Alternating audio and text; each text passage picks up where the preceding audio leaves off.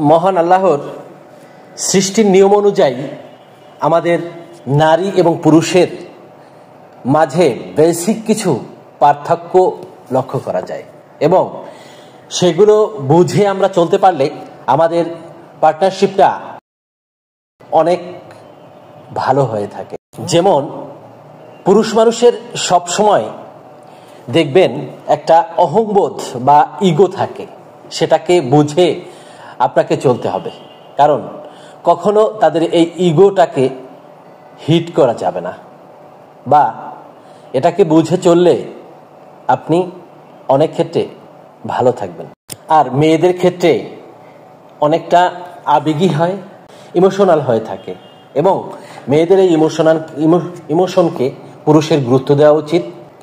দুজনকে যতটা বেশি তার মানসিকভাবে তাকে গুরুত্ব দিবে, তখনই আপনাদের সম্পর্কগুলো অনেক সুন্দর থাকবে এবং ভালো হবে আপনাদের দাম্পত্য এবং সংসার জীবন। ধন্যবাদ।